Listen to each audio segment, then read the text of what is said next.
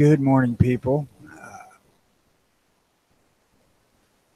What the hell day is it? Wednesday. Hey, it's hump day. Kind of feels like a weird Tuesday, Monday. I don't know, man. When you don't work, your days just freaking run together. I remember Saturday and Sunday because today ain't on. Weekdays, what the hell's the point? Yeah.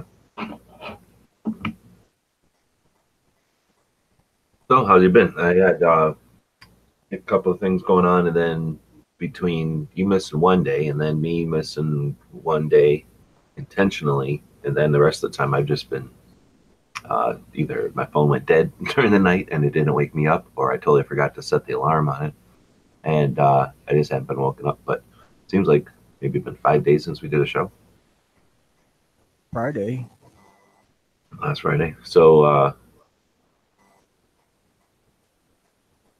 what are we doing? What's been going on? Not a whole hell of a lot with me. I haven't been to the friggin' range because it's been so ungodly hot here. And then when the heat breaks, it's rain. It's raining like cow pissing on a flat rock today. What does that mean? Fast? A lot. Hard? Okay. We're under flash flood warning. This area is so. It's Well, a you got shitty your windy indoor. day. Well, we talked about it last time we talked. I think you got your bullet trap. How'd that work out? So working? I'm gonna have to do some work on it because there's a gap where it's put together that shaves lead out of it. That ain't gonna work. You mean like as you hit it, some of the lead comes out of the trap or the containment part of it, Yes, it comes out of the bottom of the back of the box. and then you're talking like it just falls out, so it's like sloppy, or like when the bullet hits and it explodes, it's able to come out and cause damage through that gap. It bent the shit out of the metal tin it was sitting on, so it's coming Oh, out pretty good clip. oh, okay. That's interesting. You'd think, yeah, when they were designing something, they'd be aware of where the ricochet or whatever that's called goes, and then at least, if nothing else, not have a seam there, but even reinforce it. You would think. Yeah, I don't get it. I mean, it would surprise me to look at it thinking it would shave blood there, but it does.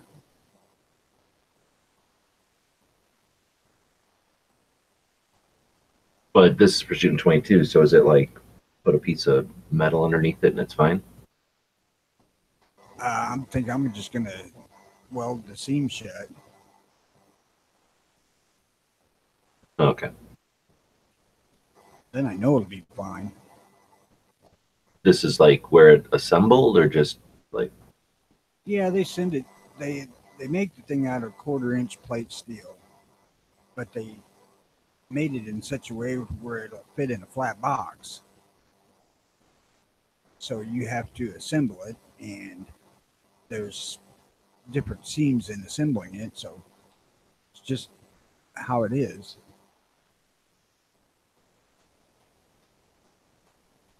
It would have been better had they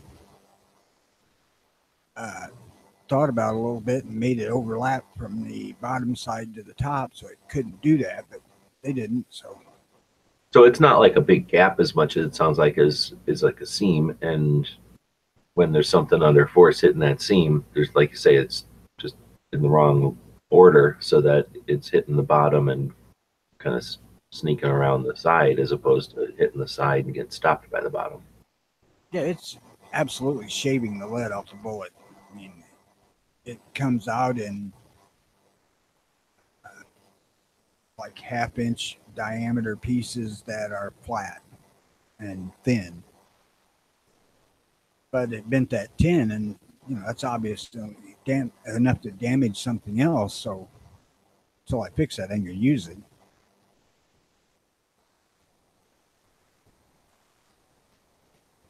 But otherwise, the distance and the setting there or whatever, the rest of it worked once you get that fixed. You'll be shooting out there. Yeah, if I was willing to set it on the concrete floor, it would be all right. But I don't want to do that either for fear it might damage the concrete because it's coming out of there. Yeah, if it's moving metal or hitting metal, then I bet you it would dink up concrete pretty good. I don't know. I might get a piece of plywood and set it on a piece of plywood because I don't give a shit if it tears that up. We'll find like the nearest stop sign or school crossing or something that's unnecessary and then set it on there. I don't know. Before I went to something like that, I would just take it out to work and use MIG weld and weld the seam shut. That's what I should do anyway. What I plan to do. It's too hot, so I ain't doing it until it cools off. Right on. Well, speaking of MIG welding, I texted with Jimmy a little bit. Did you get to talk to him at all? Not much. Yeah, exactly. It was like text, he replied, like text, and then he replied, and that was it. So we didn't get a lot of conversation going. It was basically he's still working his ass off and got no money. Yep, that's the gist of what I got too. So unfortunately, we won't have Jimmy back this week. We'll see what's happening as we keep going.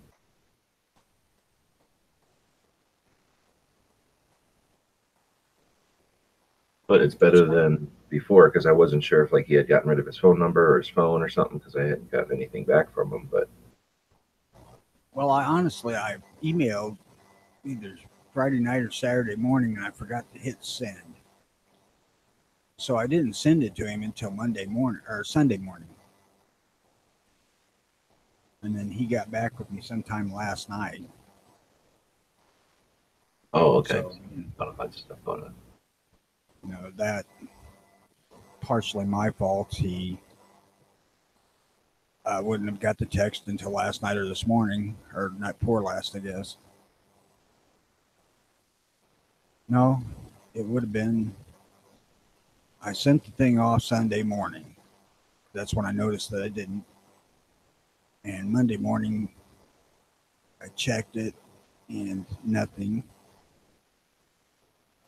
And then this morning I had one from him. I don't know. I can't remember. I didn't send it until after the weekend was over, basically. That was my doing. But I didn't get any kind of details on what his hours are or anything like that either, just that he's not able to do it yet. No. Keep everybody updated and our thoughts so that he can get past this, shitty. People are going through this on a couple of different areas over on Gun Channel, so not the same exact things, but just life being difficult. But it's the difficult times that makes the good times sweeter, right? Right. One of Jimmy's favorite quotes is hard times make good men, and good times make weak men, and weak men make bad times, or something like that. That's the bottom of the page. Yeah. Hard times create strong men create good times create weak men create hard times. So it is sort of a cycle. Tough to beat it because you want your best for your kids, and then they grow up to be dumb, and then you end up repeating the cycle because then their kids have to grow up and do some work.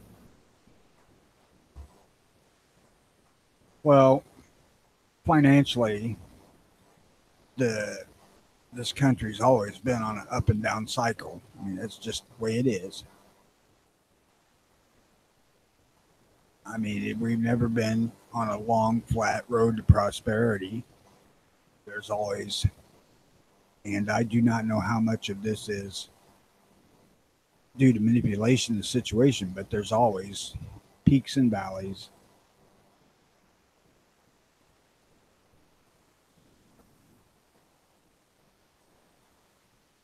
So I forgot to post this on the main page, so thanks, Clay, for the reminder. I'm posting this on the main page now, so go out and let people know that we're here. That's the problem when it's not a consistent every single morning. screws up everybody's routine. So get back on track with that. It is getting super hot here, like real hot. So I'm probably gonna, well, I have to. I don't have any choice. I'm gonna be switching to a routine where this will be my evening show. I'll be going to bed after this show. It gets hot, Yeah. and then, or as it gets hotter, and then wake up and do daily gun show work overnight. So should be a little easier to get consistent here until Jimmy's back since I'm be awake. Well, if you're awake during the night, we can start this thing an hour and a half earlier. Okay. Yeah, we talked about that before too. So people that are watching, hopefully move with us. And for the most part, that's just bringing it to morning out east. It's a little early out here, but that's bringing it from like afternoon to morning out there, midday to morning, I guess. Well, that's when we initially started the show in the first place, to be honest with you. Was what time? 8 o'clock Central. Yeah, 8 o'clock Central would be 6 a.m. here. Many years of struggle and strain. Okay, great. So,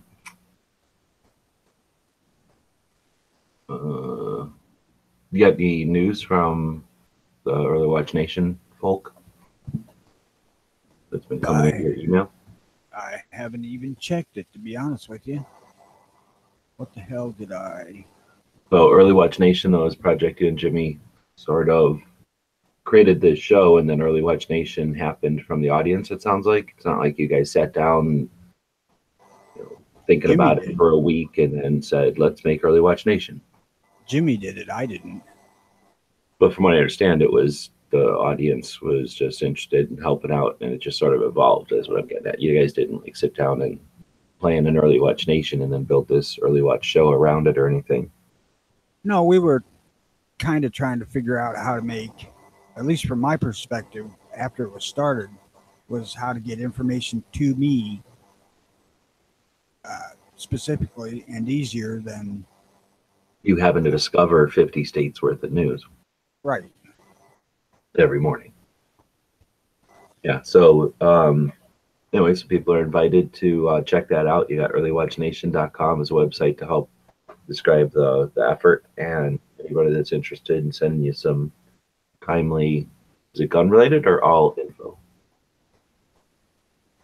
Anything Bill of Rights related would be all right with me. Okay. And then what's the email to send that to? Early Watch IL, as in the abbreviation of the state of Illinois, at gmail.com. And that's all lowercase, Early Watch IL, one word, at gmail.com. And it sounds like now you're digging in there to see what all came in over the last couple of days. I'm actually looking to see what I've set aside. And there's only one article that I picked out, and that was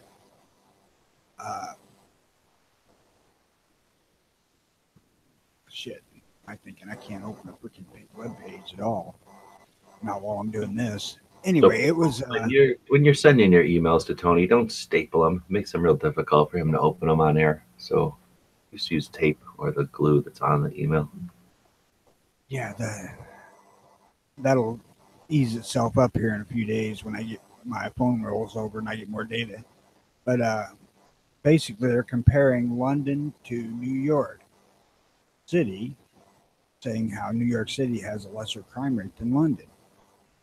And I'm thinking to myself when I read this, that's a stupid ass comparison because New York has some of the most stringent gun laws in this country. And they can point to that and say, see, it works. Fucking idiot. Wait, they're saying that New York is safer than London. Yes, absolutely.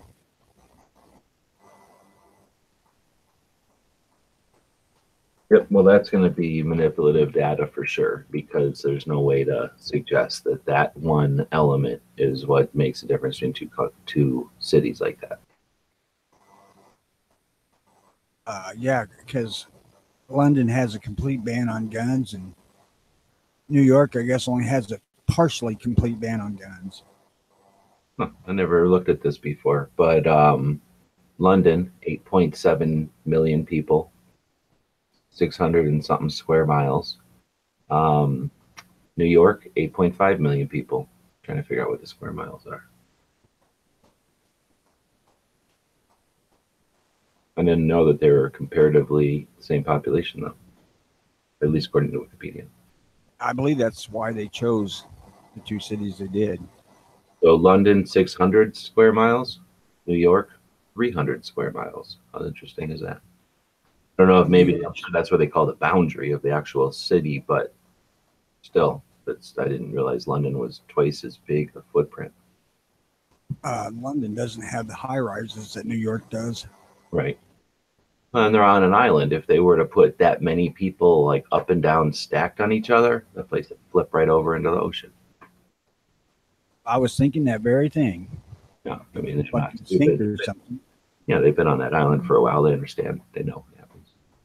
So, all right. Well, yeah, I don't like crap like that. That's trying to come up with some brilliant insight out of two numbers that they just pick out. Plus, isn't there? I mean, you hear about this stuff a lot, but isn't there like a major difference in that in London, let's say you're walking around minding your business and someone kills you with a gun, if they never find that person, that was never a gun crime somehow. Like that was just a random murder, and it doesn't matter what it was with. But if they find that guy and catch him and convict him, then it's a murder. Then it's a gun crime. That I can't answer. I don't know how they view it there. I think I'm explaining it wrong, but I think that's the gist of it, is that they don't count everything the same way as we do here. So, so to suggest that, they have less crime is like saying, isn't correct because, or isn't at least known because they don't count it. So if they don't count it all, how can you accurately know? And we're over here counting every single incident of a gun falling off a table and, shooting a neighbor cat. They're not touting that London has less crime, though. They're touting that New York does. Oh, okay. But in that case, London would be even more violent, I guess, if my thing is right, if they're only reporting a portion of the crime. Basically, they were going like, see, this proves gun control doesn't work. Well, no, it doesn't, because New York is under draconian gun control laws as well. Yeah, exactly. If anything, it proves gun control does work because, that it proves gun control doesn't work because New York is smaller. So that means that potentially the influence of gun owning states are closer to it than London. London's on a freaking island and there's no guns anywhere on that island. In New York, you can walk across the street or across the state line at least and get to a state where guns are illegal. And you walk a couple of state lines over and you can get any kind of gun because there's hardly any infringements. So it would seem like if you go to that same 600-mile footprint in where New York is, you probably hit places where guns are legal or not prohibited.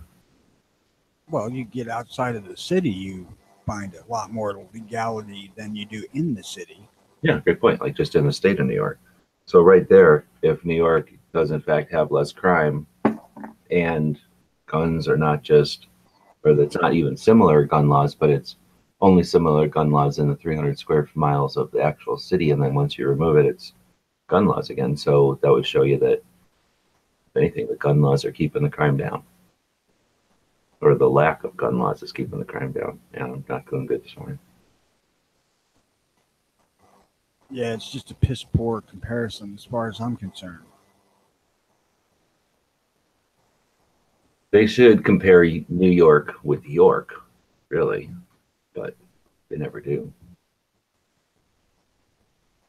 They want to compare a gun-friendly city to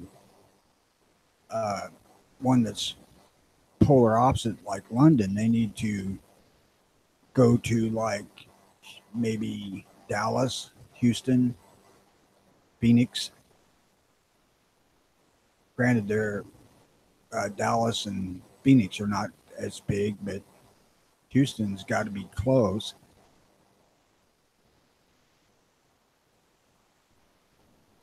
All right. So, according to Wikipedia, New York has, what do we say, 30 million people, 300 square miles.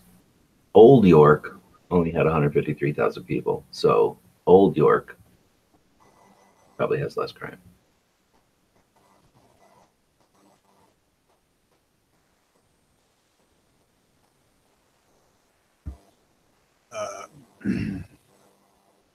I'm not sure where they was trying to go with it. To be quite frank, I think that honestly, this was in major media, right? Major newspaper. I thought it was in a gun-friendly thing. Oh, well, then it would take my theory, because I was going to say I think they probably are smart enough to know that if you're going to try to influence a population with a political agenda like that, that you got to keep it, touch on it like every so often or something. Like there's probably some science math to it where you have to, a human brain has to see something so many times to want your salty French fries instead of the next guy's milkshake or whatever. And they probably apply that to political stuff too, right? So I bet you it's a consistent effort just to say things like that to keep people's, I don't know if it's even subconsciously, but just keep it in the conversation that this concept that laws equal safety.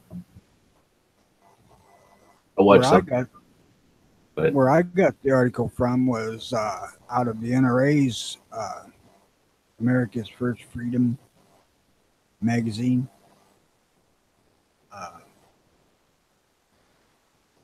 But I don't know where it initially appeared, so I might have spoke out of turn when I said it was from a gun-friendly rag. I got it from a gun-friendly rag.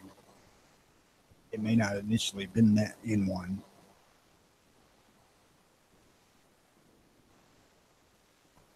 I didn't think about looking at the byline.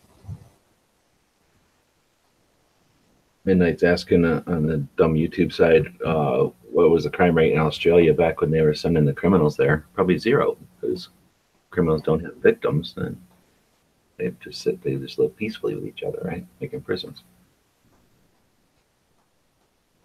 Or they couldn't count. Or does it count if a criminal commits a crime against another criminal? Let's see. Philo's saying they should not be comparing anything. Our rights do not hinge on last year's crime stats. Nice. That's the whole point of inalienable rights.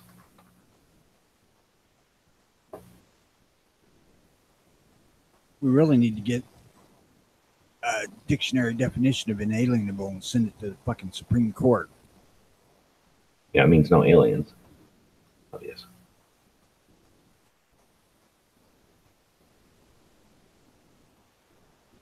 Also, the word shall not.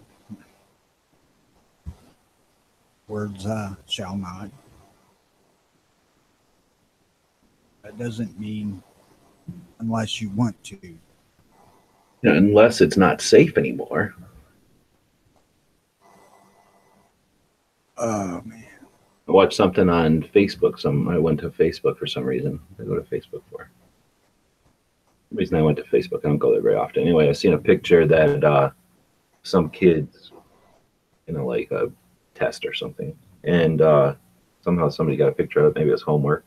Anyway, it said Second Amendment is whatever created for why, and the options there were, I forget what they were, like individual liberty, security, freedom, and then like safety, and that was the answer, I suppose. But yeah, it was just funny how the juxtaposition of like those important terms and the kid having to pick safety is just it couldn't be more blatant that you're picking safety over freedom. So instead of teaching the kid that lesson, which is a tougher lesson and doesn't make them feel good, maybe not easy, tells them that there's here's an entire lifetime's worth of work. You have to be vigilant to protect freedom. Instead of giving them that challenge and that authority, or that responsibility, which is burden, I guess. Instead of giving them that, so they start to figure out there's things you have to do in life. Otherwise, bad people come along and do things to you. Then teach them that the state can protect you. Only these crazy people that demanding their rights wouldn't make such a dangerous environment for the rest of us. Just all live here. Well, they're not teaching anymore; they're indoctrinating. So, yeah, and there's a bit of that compliance or complicity. So I don't think teachers who don't pay attention, like, I'm just not interested in this. I'm more interested in the football or the music or the science. I'm not too worried about this lesson, and they just let that agenda-based, get pushed through without any kind of challenge and just letting it go without, just teaching it as part of the curriculum. That's the sad part too. So I don't want to let these teachers that just don't care get a pass either, because even if they're not intentionally trying to warp kids or something, like I say, they're being compliant, complicit with the effort if they're just allowing the lessons to keep going. So bravo to the teachers that see that stuff and refuse to teach it. I'm sure they're out there. Or at least take that lesson and show the actual lesson that was in the questions or in the responses, that, like, look, you had to, according to this test, according to this set of rules, you had to pick safety over both freedom and individual rights. So that's what you're really making a choice there. So they want you to choose this to be correct with their test here, but again, there could have been a teachable lesson there if the teacher was really. Fortunately, here, and I've said this a bunch of times, that we're gun friendly downstate. This town that I live in is really pretty Republican, if not conservative. We're pretty close to being conservative, hard right, but our schools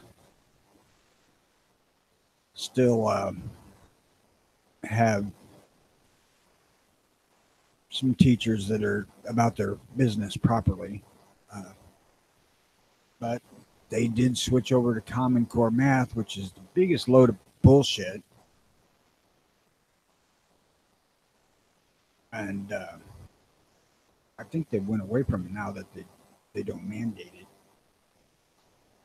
But I don't know. I haven't had to help the grandson with homework yet lately.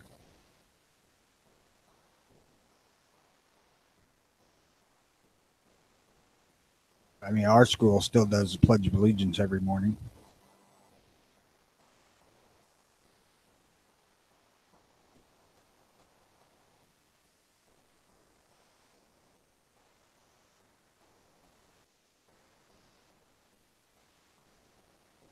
And we are, small town, middle of nowhere, Illinois, and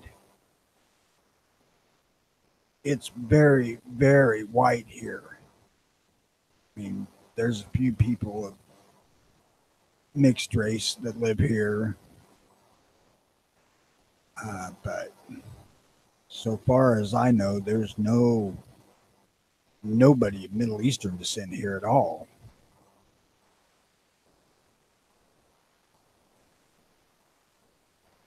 And I don't really see any overt racism here, but I don't know. I can see where we can get that image.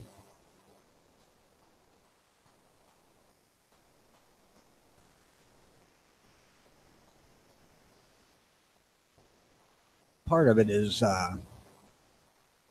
urban legend too. Town I live near has the what the hell do I want to call it? The legend behind it that it was the most racist town in the country back in the 50s. Really? Yep. In that state, or you're saying in the whole country? That seems odd. the rumor that I heard was the whole damn country, and I find it hard to believe. But there was a sign on the bridge that separated this town from Peoria County that said, "Beware, colored. If you're here after dark, you will be hung." I've seen a picture of that. That's certainly fucked up. But again, I don't know if it's, I don't know how the hell you would judge how, the level of racism or whatever. But, if it's something like that, then I'm wondering if it has to do with like the contrast. So if like they're in Illinois where normally that's not even a thing, then wouldn't have to stand out in such stark contrast to everything around it. Where if it was a county like that next to a bunch of other, I don't know, mildly racist countries that are counties, down in some more racist-ish state, maybe it seems less. I don't know. That's definitely weird when you've actually got actual hangings or lynchings and burnings of crosses and shit. That stuff never happened in Illinois that I'm aware of. Not that I know of. But supposedly there was a Klan meeting place out here just like probably 6 miles from where I live. And I've seen the old cabin that they said was, and it really didn't strike me as big enough for having any kind of meeting of numbers, but I don't know what might have existed before I seen it, But I've never seen anything that would make me believe that that was true. I did see that sign though, and I don't know when the photo was taken.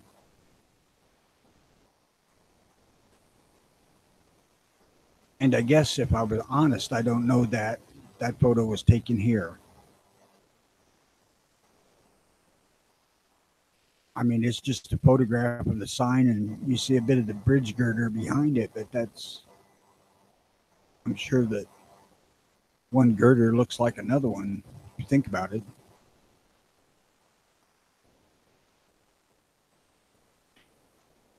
So that even may be bullshit.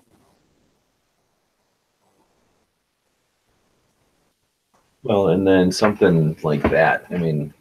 That could have been like some crazy, there's crazies. So it could have been some crazy put up a sign and then somebody took a picture of it before they took an axe to it, Might have been up there for all of 15 minutes, in other words. But I don't know. Have no idea. It's just, and it was a rumor that was very common amongst the people down around the St. Louis area. Because when I went down to work there and they found out I was born in this town, oh shit, they asked me questions about it for a couple weeks before,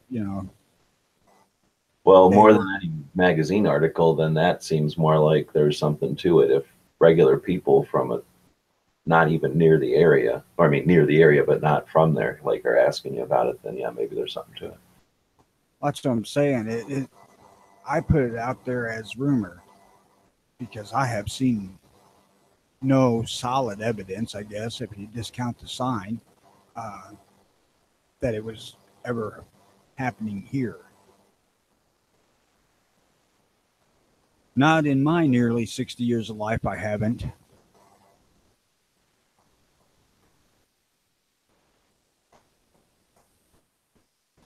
There used to be a lot of racist language here, but I don't think it was intended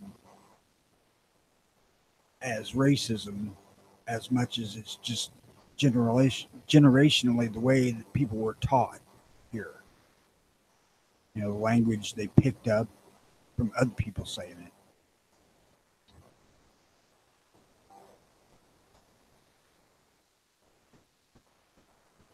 I want to switch topics if that's all right, because this is a weird topic for the morning anyway.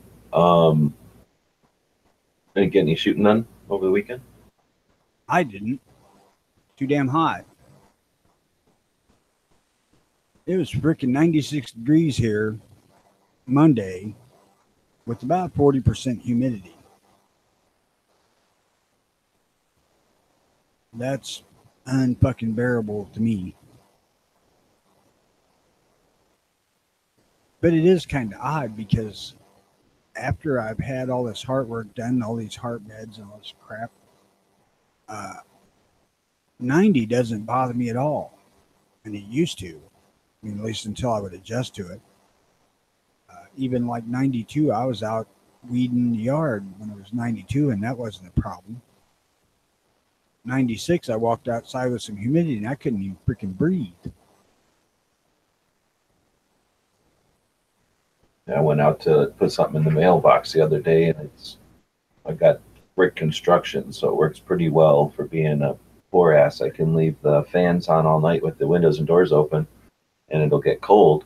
The bricks will get cold on the inside, and then close everything up, and then it just sort of like being inside of I say like a cooler or something, and like a thermos or something. And then I went out to put something in the mailbox.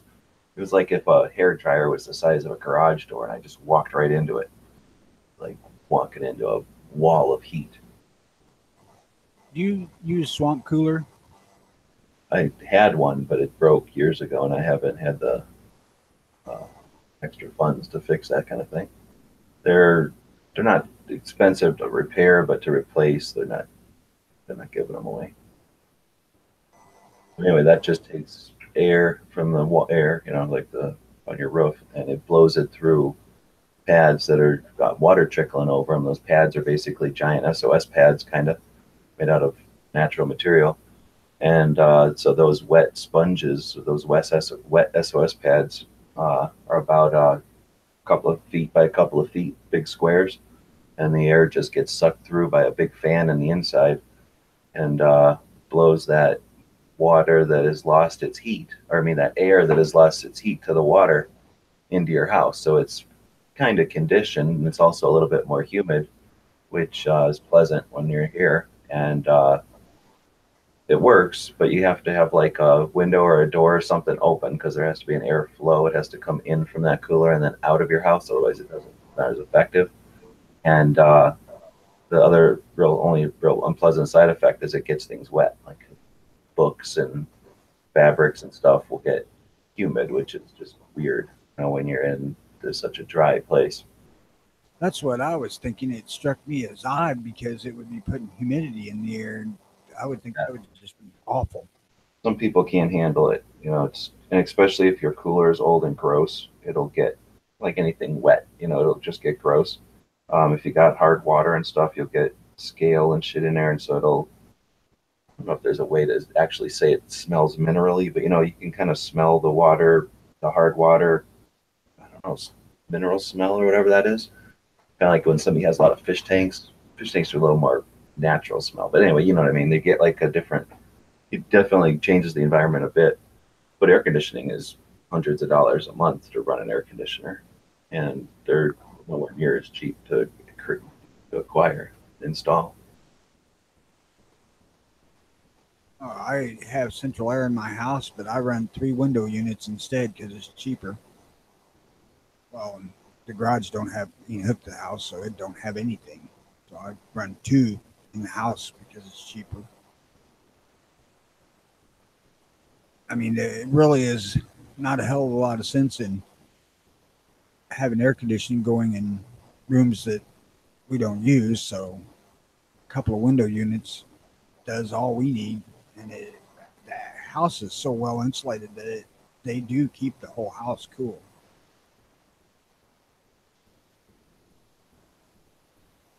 They're saying on the YouTube side they live in stick houses.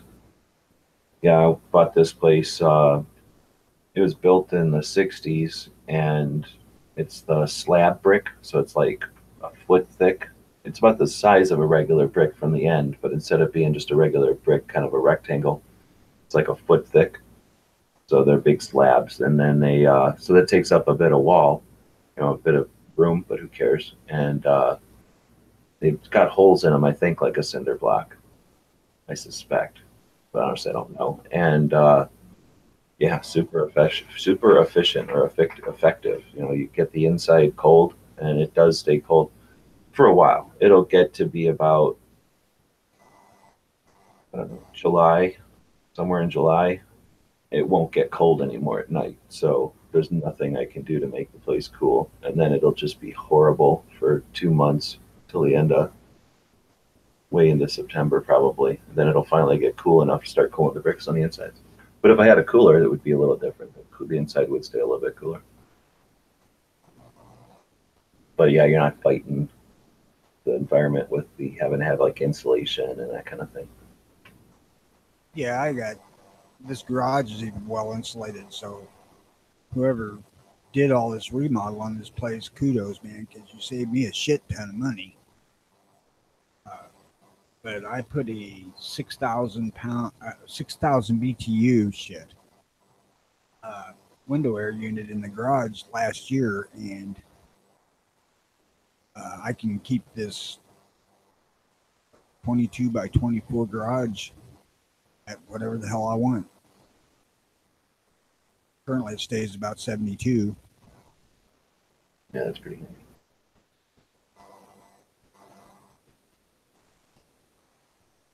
I don't much like this cheap. It's a cheap air conditioner. I don't remember what brand it is. I think it's GE, but it was a cheap one. And the programmable thermostat isn't really accurate. It fluctuates from like 68 to 74 when I have it set on 72. Now, 68, you're starting to get to where I'm not comfortable anymore. It's just a little too nippy to sit around in.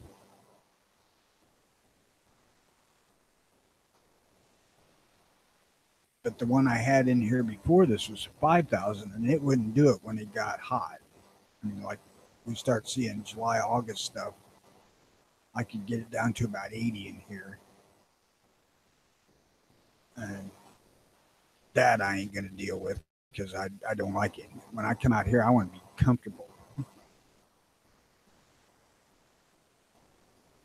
I've been enough hot at work. Fuck that. Now I'll go out and sweat my balls off squirrel hunting in August, but home, no, fuck that. I'm gonna be comfortable.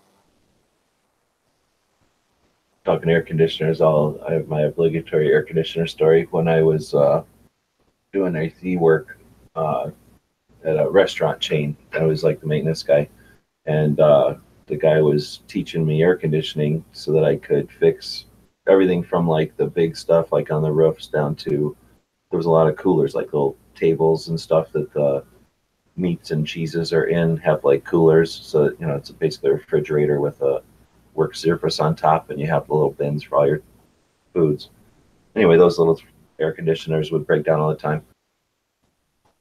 And in order to learn that, it's sort of like fixing lawnmowers or something. Once you fix a couple of them, you get the gist of it.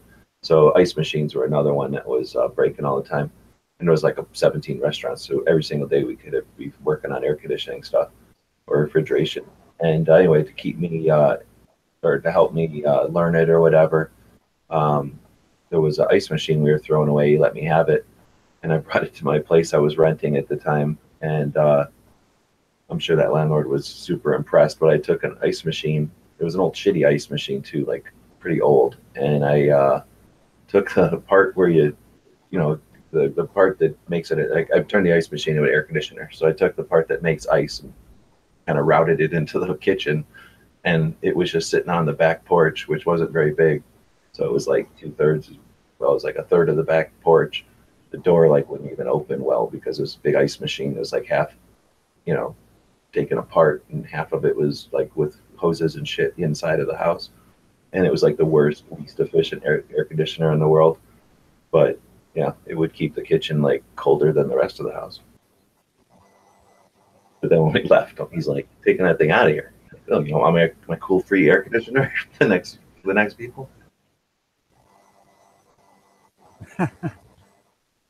I did a little bit of HVAC work.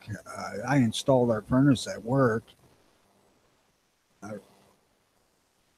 complete with making all the ductwork and shit like that. But it's not something I would want to do. It ain't too bad if you do it in the winter, but if you do it in the summertime, you're up putting overhead vents in. It is a hot motherfucker up in attics. Oh, dude. Yeah, I mean, plumbing is worse. No doubt about it. Plumbing is worse, but air conditioning, shitty. You're working on hot shit on top of shit or inside of hot shit to get to a hot machine, and then yeah, your customer, client, or friend or whoever it is you're working for is hot. So everybody's up pissed and irritable, and it's expensive half the time. I guess even like plumber, like, oh, okay, my water doesn't work, or my shit's, you flush the toilet, you turn on a faucet, done. Here's your product, like it's done. Air conditioning, like, okay, it's probably fixed, but in an hour and a half, you'll let me know when it, if it cools up the house like it's supposed to in an hour and a half, But in Tucson, it's not like you flip a switch and it's cold in the house anymore. Uh, Fortunately, there wasn't any of that sort of shit in the shop building I worked in. We had hot water heat in the floor, but we didn't have any kind of air conditioning, just two 14-foot doors that we could open. And a lot of the time, that just made it worse. Then we got two of them fans that go into the end of grain elevator bins to blow air through them, to keep the moisture down inside of grain bins. And we sit them at the end, and they create a nice little breeze. Is that a giant fan that looks like a airplane propeller? Yeah, it's like these that we had were probably 42 or 48-inch fans with I don't know, 1.5 horsepower motors on them. I don't remember. I had to rewire them to run on our power because we didn't have three-phase power, but particular motors were able to go either way. So one time a friend of mine had these big things, and we couldn't figure out for life of us what they were, and they were like a motor, gas motor with like it was like a little gas motor. It didn't look like it was to be portable. Like it looked like it was supposed to sit there, and then it had a prop on it, like a propeller, and it was a wooden one, and it wasn't for a plane. It was too small for that, but it was not a remote control model plane or anything. It was too big for that. We couldn't. Oh no, but it wasn't. Like I say, it wasn't enough to move anything, but it was enough to move a lot of air. And it don't take much to move a boat. Well, but you mean for like people? No, it was nowhere near that big. It was maybe 3 feet from tip to tip. So it wasn't two of them maybe. Well, anyway, no, it wasn't. Trust me. So it was bigger than a model, but it wasn't big enough to be a vehicle. Anyway, we couldn't figure it out, but I'm wondering maybe it is for just blowing air. I don't think we have so many silos out here, but there could be all kinds of applications where they maybe blow air, and that would be better than electric, perhaps, or maybe at least more portable or remote than electric. Portable, maybe. It certainly wouldn't be more efficient. No, not efficient, but like I say, if you had to take it someplace, maybe for a mine or something, put that shit in front of a mine and it blows air through it, pulls air out. I don't know. Anyway, I never even thought of it as an air mover. I just thought maybe it was a thing to test the propeller or something, like to test balance, or I don't know. I don't remember now where, but I have seen one of them airboat rigs in person that's meant to go on a regular boat. And it wasn't really all that big. So you're saying a contraption that you put like on a canoe or a flat boat, and then it turns it into a air-powered boat instead of right, a boat. Exactly. Oh shit, I never thought about that. And even if it wasn't, that would have been cool to put it in a canoe, because it would have worked for that. I wonder shit, I wish we would have ever thought about that, because that would have been cool. We thought it might have been, now that I think about it, somebody suggested once that like for a hot air balloon, right? Because they do a lot of hot air balloons out here. Maybe like when you got that thing all laid out and you need to get air in it, like you blow that fan to help get it inflated, where you can put your flame in there. but I've never seen them actually set it up. I don't know if they use a fan for that or not. I do not know. We have a huge balloon festival here every year, and I've never been to it. There's a giant Albuquerque that everybody talks I would love to ride in one. Oh, you never been in one? Nope. They're neat because they're silent, but and they're not that scary because they're pretty tough. Once you look at it and you see the contraption, I mean, it's not even possible to rip it enough to like lose enough air to fall to the ground. You know what I mean? And there's no way to cut all the cords and the basket would fall off. So it's like the worst that would happen is you'd come to the ground pretty fast, but you'd have some drag. Like the thing isn't just falling out of the air no matter what. So it's fairly safe, but it's just frustrating. It's the main thing. People that fly them think they're fucking great, but most people I've talked to who've flown in them are like, you have no, it's just kind of frustrating. You just have to, I guess if you just like, going, hey, what are you going to do today? I don't know, whatever. Like that kind of mood, then yeah, get in a hot air balloon. But I don't like to just waste time. And I guess it'd be neat to look at like the Grand Canyon or something impressive. The thing that would turn me off on them is you're slave to the wind direction. Yeah, exactly. And plus, well, at least every time I've been in them, it's like something boring. It's kind of interesting to see an area, like a city or a rural area or whatever. But like I say, maybe over the Grand Canyon or some crazy coastline or something impressive would probably be a whole different story. But when you just go up over a neighborhood or like up over a farm or something, yeah, it's like being. I saw 2 or 3 of them coming overhead when I was squirrel hunting last year. They had to come out of Peoria. They were traveling due south, or pretty damn close to due south from what I could tell. It's hard for me to say one way or another because in the woods I get kind of disoriented the way the trails are, and I'm never sure exactly what way I'm going. Unless I have a clear shot at the sun. But they are absolutely silent until they fire that burner. Oh, yeah. Good point. And then it sounds like something that it sounded like somebody was dragging shit down a gravel road is what it sounded like. And it's got to be creepy when you're on the ground and it's the only one. I've been to like balloon festivals where they're all around. So it's, a little different. But yeah, if you're just standing there minding your business and that noise came from up in the air, out of nowhere, that'd be weird. Well, it came from probably a mile and a half or so out. And so I heard the noise long before I seen the balloon. So I'm trying to figure out what the fuck is dragging down the gravel road. Are they out there scraping the thing to do maintenance on it, which it really didn't need? Is some kid being an idiot? Should I go back and check to my vehicle ain't being fucked with? Shit like that. Yeah. Because I had heard balloons on TV, but that TV's never done one justice what I heard out there. Way louder than I expected. Like the biggest propane burner you've ever imagined. Louder. Yeah, it's really loud.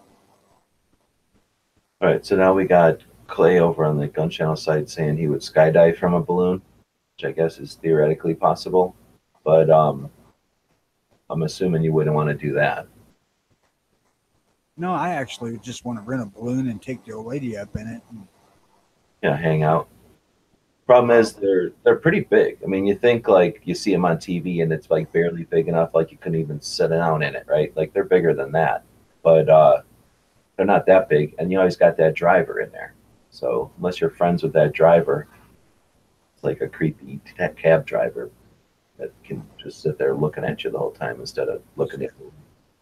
I wasn't wanting to take the driver, just me and the old lady alone. And then, now this is a thought from way many years back. I'm not so sure I would consider it now. Oh, I thought you were going to say that you're saying the balloon thing. I would think that, I don't know why this isn't more popular, but I would think that they would have deals where it's like a balloon, and it probably doesn't need to even be as big if it's not going anywhere, but just a balloon where they have you on a tether somewhere cool, you know, like at a resort or something. They have one of these ski places for something to do in the summer, and then just tether you, right? Like they do at this. They have one here for the radar for low flying planes and small stuff that they can't see from satellites. I guess they got these big radar balloons around the border, and I've always thought like such a waste. I don't know what the hell they've got in them. I doubt it's helium. It might be, but whatever it is that's keeping them fuckers up there, they're strong enough to withstand like weather. So they're, you know, they're held to the ground, but they want to go much higher than they are, right? Like they're up there permanently. You would think they could tether a pulley to it and let people come up there, you know, haul them up there. So anyway, I was thinking you could do that, like give somebody like a fairly large, like, you know, decent sized thing, and if it wasn't going anywhere, you wouldn't need a driver. Then you could go up there and hang out and chill. And you know, what does it cost to hang up in a thing? As long as you got propane, the thing would stay up for a while. Probably stay up there for hours, right? I don't know. In reflection, probably the closest thing I ever got to a hot air balloon was the skylift at Six Flags over Mid America. You get up in this basically little trolley seat type of thing, and it goes on cable all the way across Six Flags. That was pretty slick to see because you could look down on the whole damn park and get a different perspective on where shit's at as to where you think it's at when you're walking through it. Yeah, like a sky, like a, what do they call that thing? Like a ski lift, except not going up a hill, just going across the park. Right. Yeah, Pretty much the exact thing, except it was a little bit more protected. It was like three-sided enclosed, you know, so you could run. You could be in it if it was raining and not get soaked. Oh, okay. We went on ones that were definitely more than like a ski lift. The ski lift is fucking scary because it's just a bench. But we went on ones, I forget where now. And like you're saying, they go across the park. But our whole thing was whipping popcorn out of people. We thought that was the freaking best thing ever. Oh shit! When I went on that one, I was there with the church group, and I'd have got the living shit kicked out of me if I'd done something stupid like that. I don't remember if we were there with scouts. If it was scouts, it was like Cub Scouts when you were a little kid, or it was somebody's birthday party. We weren't throwing like handfuls, but like a piece of popcorn, and we were up there by ourselves, so there was nobody to. Nobody would have done. I don't know if anybody could have done anything. I don't know if you ever I don't been with think the we church hit anybody. It's kind of hard to hit somebody with a piece of popcorn from the thing. Turns out. I don't know if you've ever been with the church group, but they have eyes everywhere. That's what I found out. That's a good point. No, if I was with anything, it was with scouts, and you learn pretty quick how to like just get out of the eyesight of whoever the hell was in charge of you. But going back to Clay's thing, skydiving out of a balloon doesn't sound all that appealing. But what about going over on a balloon over a big lake where you didn't have to worry about getting killed from the bottom, and then jumping out of a balloon into a lake?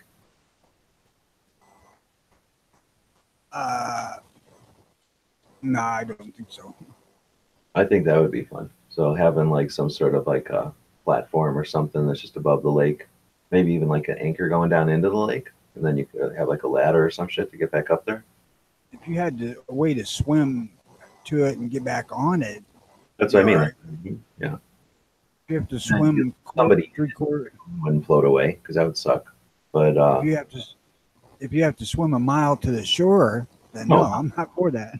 No, no. I'm saying like just enough so that you could make it as high as you wanted, and then you didn't have to worry about hitting the bottom. I don't know. I don't think I'm that adventurous that I need to be crazy about it, but I think it would be fun to jump out of something in the middle of a lake where you didn't have to worry about hitting the bottom. Oh, I've jumped out of a tree into a creek before, and that was fun. I mean, I don't know. I've fished too much, so I've seen too many big ass rocks right there that you don't see when you're looking at just flat ass water, right? So Well, I knew that jumping in the water. this is in a swimming area where right by the bridge of this creek, and I knew the bottom well. I'd been all over it. It was about 8 feet deep, and um, I jumped from a tree. I was probably up 14 feet, Yeah, that's 12 pretty. feet maybe. I don't think I've ever had anything that high, but yeah, whenever you can find a tree that's got water under it, it is pretty awesome. It had the limb there that you could get up and dive off of or jump off of, and then it had just at about a 90-degree angle. It had a tire swing on it, and then that tire got taken off, and it was just a rope with a big knot on it. And the last time I did it, I went to dive out of the tree as somebody let go of that rope, and it wrapped around my shoulder and like ripped my fucking arm off. Just one of those things, man. And I did not go back in that tree for nothing. And Chelsea was saying jumped off the top of a condo and then into a pool and it broke his arm. So I guess if you go too high, then you're just hitting concrete instead of water. So yeah, I guess there'd be a limit to it. I did jump off the river bridge here, probably being really freaking stupid, and I was drunk. But I just did a preacher seat, and it was hurt my ass, but it really didn't do no damage. It was probably 12 feet. But that's true. If you were to like do a face plant into water from any real height, that would just kill you. You'd black out and drown, right? Actually, a bigger problem here is probably sinking in the mud in the bottom. I'm just saying, hitting water, if you're going too high, it's not going to be water anymore. It's just going to be like, might as well hit the ground. Like, you're not going to just splash and enjoy a swim back to the water outside. You'll, I never thought about it, but on some of them high bridges, when you're jumping into the water, unless you do a really nice dive or some sort of feet first plunge, you know what I mean? You're hitting that surface ain't just like absorbing your energy. You're going to get hit. And like I'm saying, if you got hit in the face or like your head hit the water real hard, like you probably black out and drowned before you figured out you hit the water.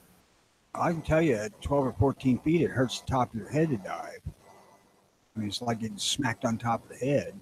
Yeah. Now that I'm thinking of the science involved, I'm not into the whole jumping out of a hot air balloon into the water anymore. You watch them professional divers who are diving that high shit, their hands are fucking together and pointed. Yeah. And that's probably, I never thought about it, but that isn't for just for looks or whatever. That's so that they don't hurt themselves. I'm too damned old to do that kind of shit now.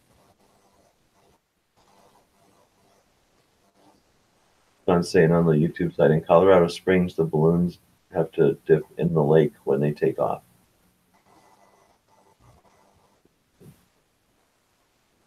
Bill's was saying hot air ballooning for hunting from an aerial platform like that. Except that those damn burners are so fucking loud. It's a good point. And they're pretty much going all the time. They make a lot of noise when you're blasting them, but they're going all the time. So there is like a sound of flame all the time. Right. So I'm assuming that if it's colder outside, they're going on full blast more than they would in the summertime. Maybe not. You seen them bow and arrows where there's like a fishing reel on the front and you shoot at the fish and then it spears them and then you reel them back in? Yep. That's what you'd have to hunt with. So you'd have to reel a deer back in that way. It could be a pain in the ass. You'd probably get like a winch, like put on your basket, like if you were like on the front of your truck. I'm a hunter who believes in fair chase, so Oh, you'd catch and release? no. Fair chase is where you don't use shit like super long range rifles or a bunch of electronic aids to call them in or baiting, shit like that.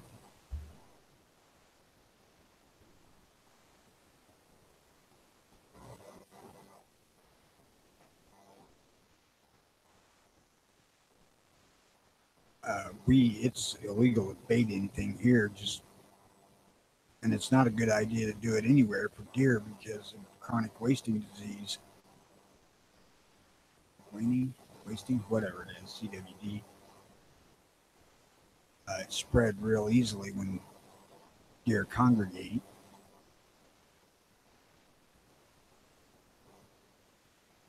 Well, I'm gonna say let's take it from hot air ballooning, kind of hunting, to what's going on over on the main page there. We haven't looked at news in a bit.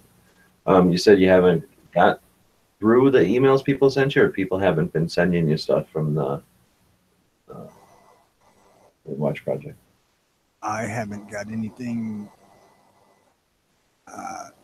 past few days except for some questions to talk more about reloading. So one morning here, I'm going to do that. Right on. So obviously, with us not being consistent, it's tough to expect people, or people don't know whether or not to keep sending you stuff. So we are still doing the show. Feel free to send Tony email, and that's what's the email again? earlywatchil, all one word, lowercase, @gmail.com.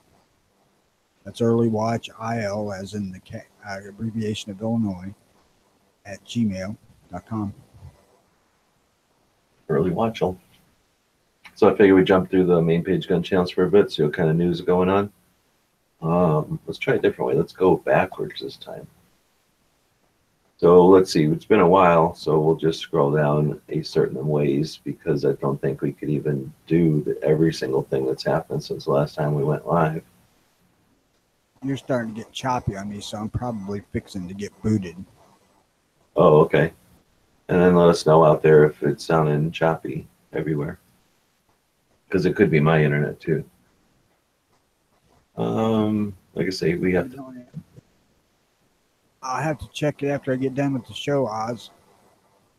It won't open right now. This one's Sunday or Friday or something, so we'll start here. Jelsman had a show, Midnight had a show, and he needs to learn how to set it up on gun channels. So instead of like this, minutes before he went live, crying like a millennial that he doesn't have a link, he doesn't know how to set up his link. Get with somebody. Pretty much everybody in this list up here knows how to set up their show. So anybody can help you explain that. And once you figure it out, then you just know it. Yeah, but now all of a sudden we got a different list over here. So what do terrorists fear most? This must be interesting. I didn't see this. That John Lott analyzes how armed citizenry can reduce the severity of terrorist attacks. How long is this? Oh, it's 3 minutes. You want to watch this? I won't be able to. Oh, play right here. I mean, just hear it. I'll listen to it if it'll work.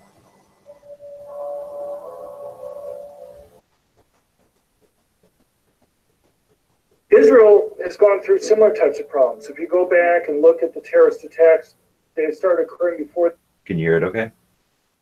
No, it's chopping up on me, but go ahead. They were even a country in the 40s, the 50s, the 60s, and so on. From the 1940s until 1972, almost all the terrorist attacks in Israel involved machine guns. After 1972, almost all the terrorist attacks in Israel involved bombs. Somebody know what happened? What? Right. Well, if the government changed the law to allow people to be able to go and carry handguns with them, concealed handguns. Now, why does that change it? Well, let's say you have two police officers on a bus and you have a terrorist on a bus. If the police officers leave, the terrorist still doesn't know whether he has to worry about somebody behind him or the front or to the side. If he pulls out his gun and starts firing, he has to worry about somebody stopping him before he can go and do very much damage. in my earlier book, More Guns, Less Crime, I have a quote from a newspaper report in Israel shortly after the changes in these rules. There had been an attack in a mall in the suburbs of Tel Aviv, and 4 armed terrorists had gone, brought their machine guns into the mall, pulled them out, started firing, and then the civilians in the mall pulled out their handguns, fired back, killing 3 of the terrorists and severely wounding the 4th. The reason why I put it in the book was because as the terrorist was being taken to the hospital, he told the reporter later how he was so upset. He had taken it kind of almost as a personal affront that these middle-aged ladies who were in the mall on a school day early afternoon had pulled out their handguns and killed his friends that were there. So, and I'll just mention 2 other points quickly, and that is having civilians with permanent concealed handguns makes the job for police easier, because even if they were to go and kill the police, they still don't know who else that they have to worry about there. They can go and stop them. So that discourages it from doing those types of attacks. But the reason why they switched to using bombs is because, you blow yourself up, there's really not a lot to respond to at that point. Now, if you look at the data, you in fact find that the casualty rates from using machine guns were higher than the casualty rates from using bombs. So there was a reason why they had picked machine guns to begin with. They only switched to using bombs when they were kind of forced to do so as a result of having to deal with the fact that civilians are there. I don't know how much of that you could hear. Turned off the video so they don't get copyrighted. I heard most of that. And that's exactly why I say that we should allow teachers to carry guns if they choose to. Right. Just all they have to do is take down a sign. Don't have to make teachers do anything. Just take down a sign. Right. Yeah, Spend less money on signs and get rid of this stupid policy. And there's a unknown factor. Yeah, because that would be more of a deterrent than having one officer in a large facility, as has been proven the last couple of times where the officers have responded. And there's a Belgian article from yesterday, I think, where a guy ran up to some police, stabbed them, took their guns, and started shooting people.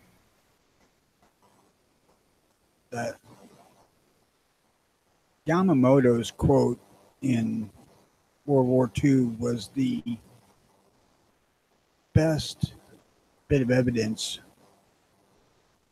about firearm ownership in America. And he said that if they tried to invade America, they would find a rifle behind every blade of grass. So, private citizens owning guns is absolutely why Japan didn't invade us in World War II. Now, they may have well done it later had things come out different, but it didn't. So we are, left with just the quote. I still think it's a reasonable quote, and it's that's still a relevant issue today. Would you want to go somewhere and invade someplace where every motherfucker has a gun?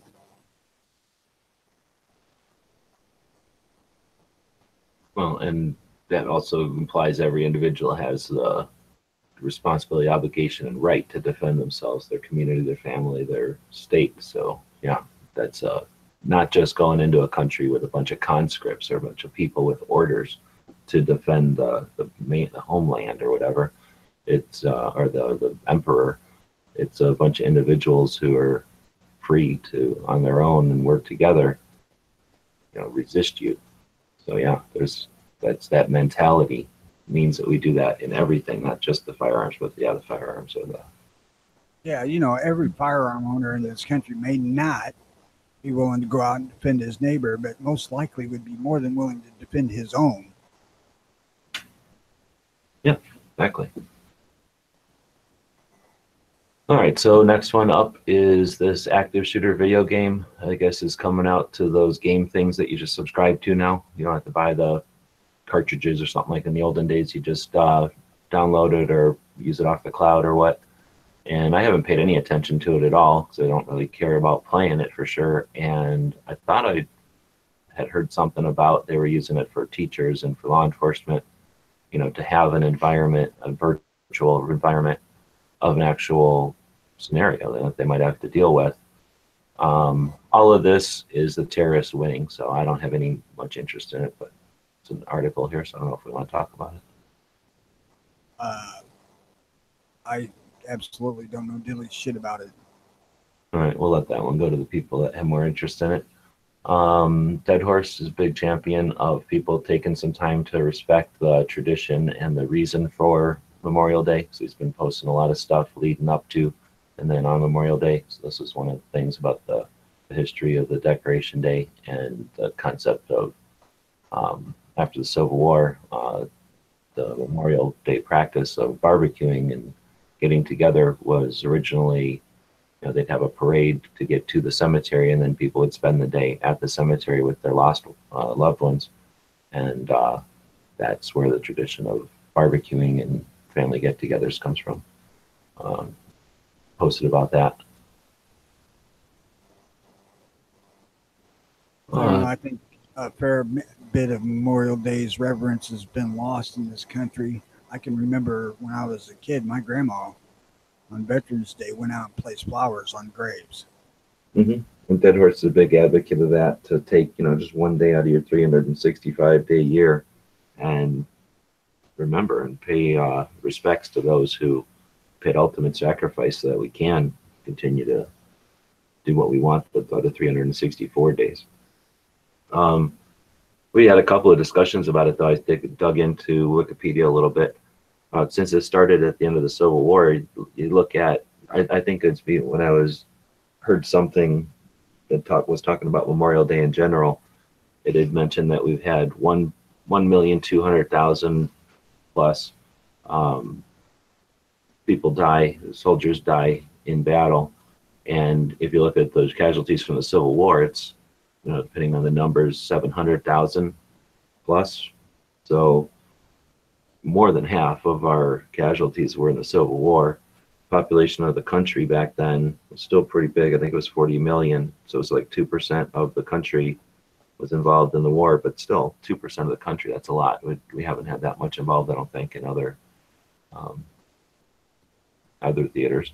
But so when you think about Memorial Day having its origins at the Civil War, that was a time when I can't imagine too many people in the country weren't affected, or too many families in the country weren't, you know, had somebody in the situation. So I hear what you're saying, that the Memorial Day's significance or whatever is being lost, but I think it's, as much as I'm willing to accept that there's deliberate efforts to screw with our traditions and our culture, I don't know if this one is so much a deliberate attempt as just a consequence of fewer and fewer casualties. You know, when there's just less people affected personally, then, you know, just less of a, you know, thing in the culture. And that's sort of a consequence of a good time, you know, when we are not good times, but, you know, less strife, you know, having less war, less casualties. Unfortunately, it means less people are going to pay respects to those who were casualties. Right. I wasn't proposing a conspiracy theory there. I was just, you know, saying that we're getting farther away from serious warfare like World War II stuff. Yeah, exactly. And now when we have drones doing things. I have the Civil War miniseries here with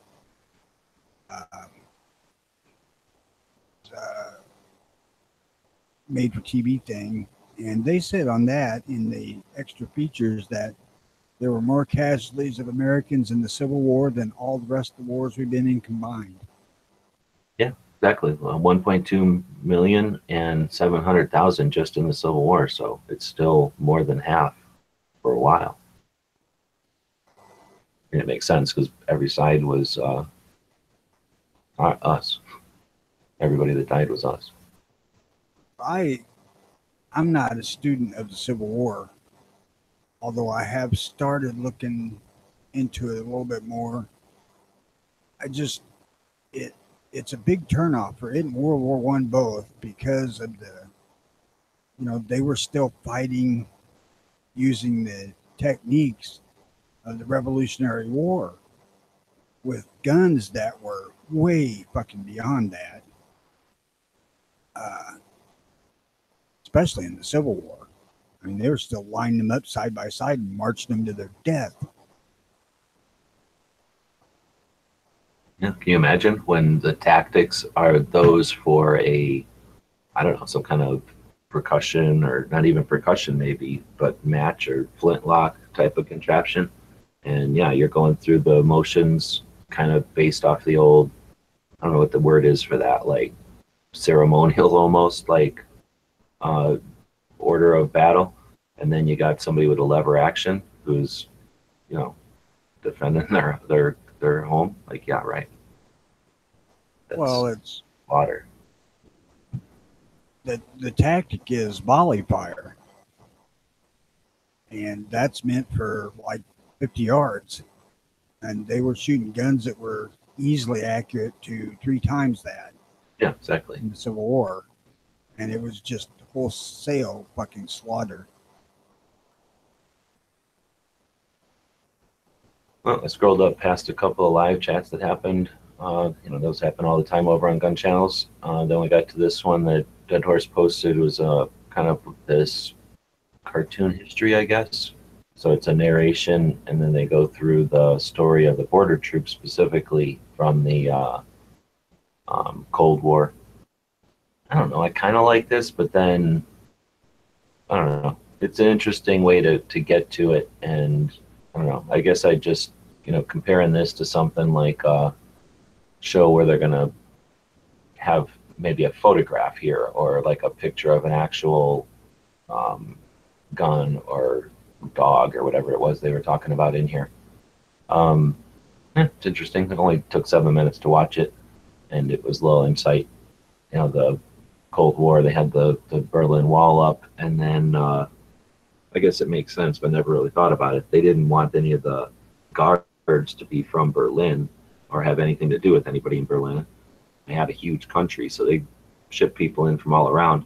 They had to be super dedicated to the cause. They paid them just a little bit more, but kind of created a situation where those people that were border guards had no issue with shooting people coming or going. So they would shoot, they were dedicated to the cause, so they would shoot people trying to invade, and they would shoot people trying to leave. But even with all that, they ended up, guards would leave, so they ended up having to have 3 guards all together all the time, so that they'd shoot each other even.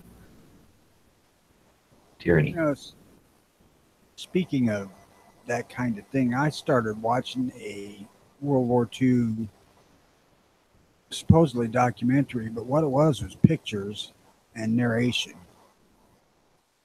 And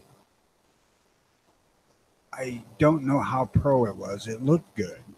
It as far as that goes, it looked professionally done, but it was just common pictures that you've seen before and narration, and I could not watch it. Too damn boring. Oh yeah, it was just saying words that weren't like anything new or any kind of interesting angle on it. Right. Yeah. And this was a time when there was a lot of World War II footage being made into documentaries or rediscovered and made into documentaries. I mean, like Ford, there were several big time producers or directors that went overseas and made movies during World War II. And then they've made some great documentaries after the fact using parts of that and parts of actual combat footage that the military made up for whatever reason. And that's how I got fascinated with World War II. And you start studying that, and you realize that, Ben Affleck didn't save the planet. So, you know, do yourself a favor and look at shit like that if you don't already know about the stuff that was done during World War II, because there's a lot of shit that I wasn't taught in school. Oh no, they barely teach you about World War II. But like I say, there's tons to learn, and a lot of it was recorded too. It's all modern history, so Right, yeah. ways. Plus, there's people still alive, so you got actual stories. And then for years, people were alive with, again, inexpensive means of archiving their stories and stuff. Yeah, So, like, there are some talking about- phenomenal.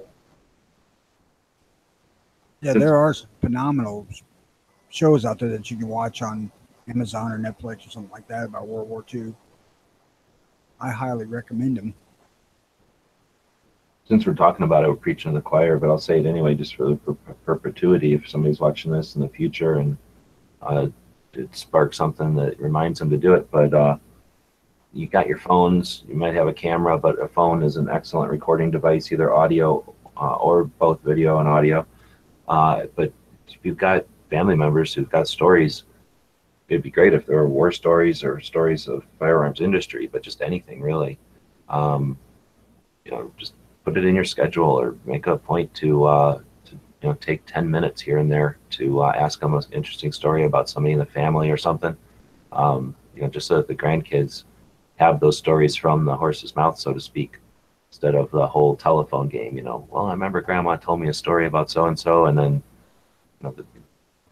things change. So anyway, now that we've got this tech and files don't cost anything to store and ship around, send them to people so that somebody in the family can archive them. But archive those stories. All right, so then I posted a thing here. I guess we haven't talked in a while. I started a auction site for members of gun channels. So basically, I was just paying a lot of money for the eBay, and I have a lot of stuff to post up there. So we've been playing around with this auction site. This allows people to post things with no charge or anything, but you can either post it as a buy it now type of item. So basically, here's an item I have, I want this much money for it. Whenever somebody's willing to pay that much, they buy it, and it's, we make the exchange.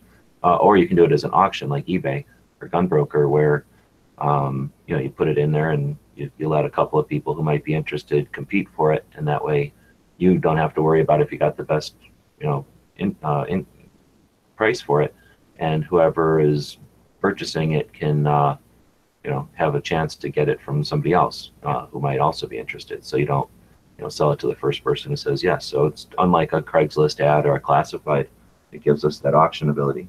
Anyway, we set this up after talking to Girk, who was going to start selling off some of his stuff from the military.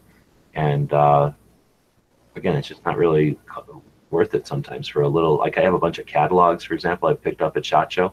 And sometimes people are interested in those because they like a product or a brand or something. But for a free catalog, I'm just willing to ship them for the cost of shipping. People can have them.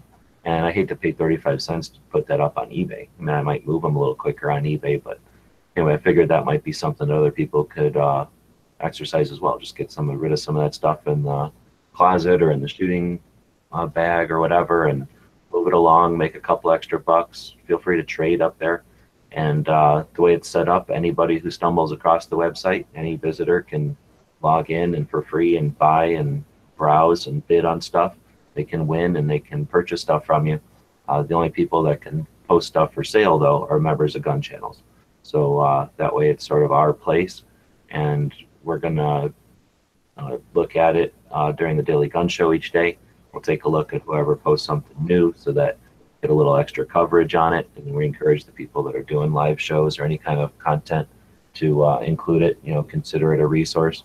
And if you're looking for something to talk about in a live show, dig into the gun show over here and see what kind of stuff is going up for sale. Or if you're doing a scheduled, like some kind of a format show, feel free to include it as one of the elements to help take up some of the time in your show and to let people know about cool products. And this probably isn't going to be, you know, the brand new this or that, or the latest model of this and that, unless we get a store in here who starts to post stuff like that. I think it'll be a lot of this, you know, some interesting little pieces and parts and components and things that people, like I say, have in their shooting rooms. That's cool.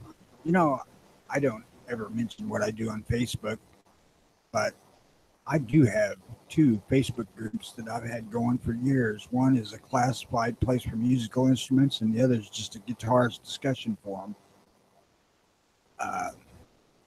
Oh, snap. Well, Russ had me put tools in there the other day. I didn't put it in there as like a separate category. I'll put musical instruments in there because I'd say about 2/3 of the people on gun channels are into music, playing instruments and stuff.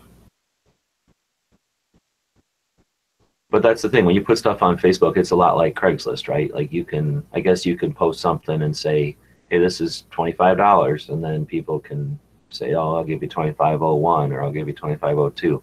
And then you pick some point and you say, okay, quit the bidding, and then it sells. But it's weak and it's not a real system, and you know, PayPal's hooked up to it and all that.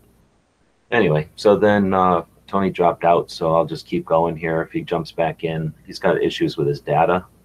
So he might not be able to jump back in. We'll see. I guess I could open the room up if anybody wants to jump in. Let me know. I'll go over here to Gun Channels and see if anybody's asking for a link. But I posted some pictures here from the Tulsa meetup where we had that big group picture. I went through and cartooned a bunch of them to practice with the pen and with the software. So I posted the individual pictures there, and anybody that's interested in being part of the Gun Channels comic or playing with them can feel free to just download them and play with them. And thanks for everybody who showed up in Tulsa. Made a lot of practice. I get a lot of pictures to work on there.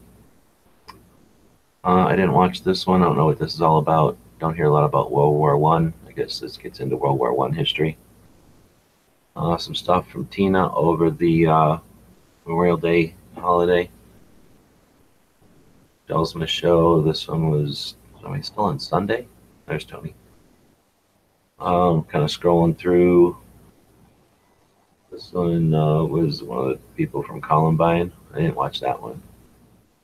This one is video, like a country western type of music video about a guy who lost his brother. Good video.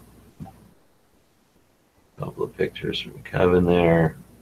Clay posted some weird one. I don't understand this picture, and why is there no mag in this gun? Weird. So Memorial Day one from the Hillsdale College. I don't know how long this is. 3 minutes. I didn't watch this one. Oh, this is from the Reagan speeches.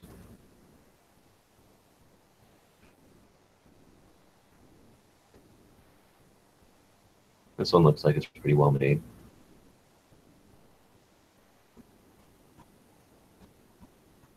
Big Gunner had a show last night. He's been doing a bunch of 3D various racks and like I don't know what you call them. I guess racks, like places to put your rifle or your firearm or your magazines. He has a couple for like EDC, so you can put like your wallet and your multi-tool or something in this little. It's not really a basket because it's got more compartments than that. So it's like a little stand or a rack for your stuff. He's been printing all that out of 3D or a 3D printer and posting them up on his website. He's got a little store set up on his website. You can purchase some of the things he's been creating. This is where Russ was talking about the tool category. I don't know if you heard me, Tony, but Russ had asked about this tool category on the thing. I'm going to add the music thing over there so people can move. Yeah, I heard that part, and then I just abruptly dropped out as I was running my gums. Scott was saying he went shooting the other day, and they had a Hudson at the range, and I'm pretty sure he did not like it. He was not impressed. I didn't hear what he had. A Hudson, that thing with the weird recoil down lower than normal on the pistol. Oh, Connery's pistol. Yeah, exactly. So the thing I find weird about it, besides the fact that they dissed me, was the rear sight is a big U, like a big letter U, and it's a little, getting used to. I haven't had one in my hand. Be honest with you, really, the only newer gun I'm even interested as far as semi-automatic handguns is Remington RP9 or R9. The Remington what? Remington I think it's RP9. It's one that came out a couple years ago.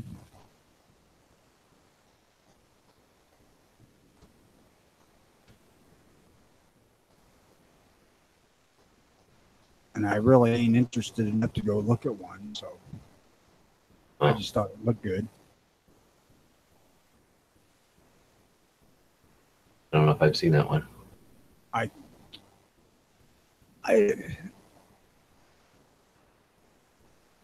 Remington's got such a solid reputation for their freaking semi-autos that, everybody kind of wanted to hate this damn thing when it was actually not a bad gun.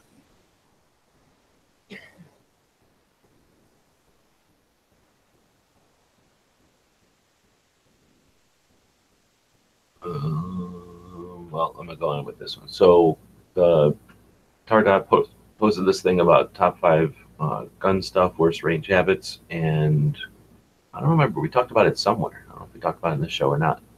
But I didn't watch the show. I don't know if it was a show or if it was just a post with the poll. Tony dropped out again. Clover did a show on Monday. Then we've got Matt did his nerd chat on Monday, and I think it was movie sequels is our whatever bracket that he had. So I forget what one. I think Empire won. But on the audience poll here, anybody's welcome to participate there. Right now, Terminator 2 and Empire Strikes Back are neck and neck. The best freaking reboot or part 2 sequel, that's the word. Star Trek Wrath of Khan. Oh, snap. Do we have Wrath of Khan in this bracket? Now that I'm thinking Not that about I it. saw. No. Interesting. I wonder if he had Khan in there. No, I don't. That's interesting. I don't even know if we brought that up. I'll try to remember. Today's Wednesday, right? I'll try to remember to ask him later on. Anyway, this has been kind of fun. People have been doing the top 5s in the bracket. So anybody that wants to do a poll over on Gun Channels, just type in gunchannels.com and just put a poll in there. I just don't have a link because it gets cluttered having links to every single thing that we got set up over there. But anybody who's a member of Gun Channels can create a poll and make them and use them. So feel free. And then they're in there. Once they're a poll, I guess I can right-click over here and open this in a new tab and not lose where we're at. So once you're in here into the polls, you can view them from before if you want. Just go back and look at all these old polls that have happened. We've been using them for years. So there's tons of them in there. Might be interesting for you, maybe, but no refunds. Then we had the Daily Gun Show. We do that show once in a while. We had Potatoes and Lead doing the late night show. A couple of new people joining. Knives consistently kicking out lobbies. He's got one going right now. Then there's a show I did with Dano yesterday. Called it the 24-hour Gun Show Live. And we, I kind of went through a box of crap that I've got that I'm going to be selling.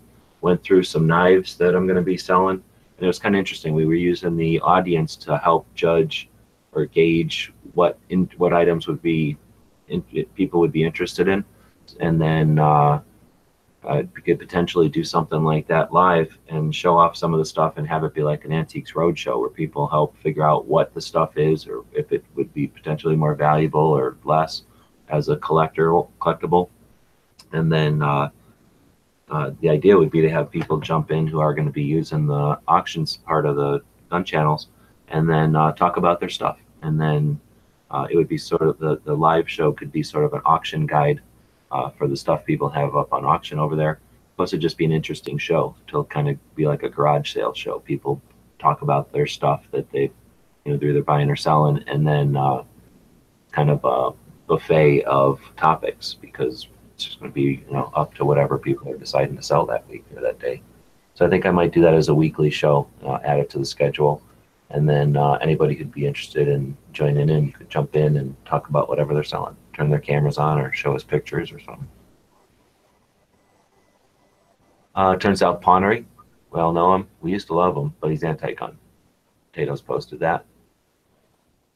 Well, I saw that, and I knew he was anti-rimfire, which makes me question his intelligence, but I really didn't catch the anti-gun part. According to this, somewhere around 3 p.m. on Tuesday, he turned anti. It's sorry to see him leave. He was a good ally while he was there, while he lasted. I don't know, man. He was too much for wood chipping bodies to shark food. Let's see. Ghost had a show about the best CCW gun. That one lasted like 2 hours. Everybody's into the brackets now, so it's the bracket shows. Knives had a show. What the hell is this one? OpenSecrets.org. I don't know if I clicked on this. Gun Rights versus Gun Control from OpenSecrets.org, Center for Responsive Politics. If anybody, have you ever heard of this, Tony? I have not. If anybody's heard of this place, let us know. I'm wondering what, I'm curious if it's a left or right or try to be moderate. So U.S. gun ownership, 88 guns per 100 people, okay? Pro-gun rights money to Trump, okay? Pro-gun control money to Clinton, 1 million, to Trump, 1,000. Interesting. So that's interesting. I wonder where they're getting that number. But it right away, it already seems to me like pro-gun, right? This is not a gun control site, I don't think. All right. That particular line of conversation's been going on since probably shortly after his election, talking about how little the NRA actually spends in political contributions. Oh yeah, one of the things I can't wait to get into is making a couple of infographics already that illustrate this stuff. Because yeah, this is the concept that the gun industry has any influence almost at all is ridiculous. So at least comparatively to health and you know, the other industries that are huge. There's like 10 of them that are, at least 10 of them that are huge. What the NRA did to get a seat at the table with Trump was coming out and supporting him early, way earlier than they've done for anybody else. And it was a ballsy move, you know, because Trump's a fucking loose cannon.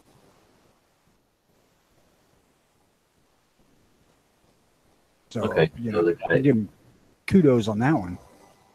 Rupan is not the one who posted this, but I think he's saying that OpenSecrets.org is things created by a Democrat guy, but he made it when he lost his job and he was pissed about the money trails. So it's a somewhat moderate attempt to track the money, I guess, in different realms. So in this realm, it's talking about gun control, and this particular article is about murders using firearms in Texas has left 8 people dead. And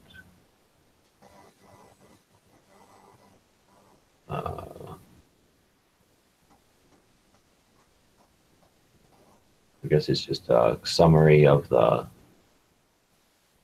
debate. They start out with talking about that issue or that incident, but then get into the general conversation about the whole debate or the money behind the debate. Gun rights interests have given about 42 million to candidates, parties, and blah blah blah. The NRA has provided 23 million of that, so about half of the money being generated to pro-gun is from the NRA, and that equals 42. So they're going to contrast that with gun control. They've given gun control by comparison have been a blip. Okay, they've given 4.3 since '89. they didn't unleash 8.6 million in outside spending, or they did. So that's interesting. So this would be a neat thing. I'm going to look at this then. So if anybody's interested, this is a article. I'm going to go ahead and take this and repost it over on Every Second Matters, so it doesn't get just, oops, wrong, Every Second Matters. I'm going to send this on Every Second Matters, and so, oh, that's not it. About Every Second Matters. So that it's in a place that's all pro-gun instead of just on gun channels where it might get lost with reloading talk or big bore bragging. Me, big bore braggers on gun channels. I don't want this to get lost. Let's go. Gun rights versus. Right on. So that's what it's all about, getting stuff discovered, evaluated, and then when necessary or when useful, moved along and archived, stacked up so people can find it in the future. Humans are the world's best pattern recognition machines, but for how long?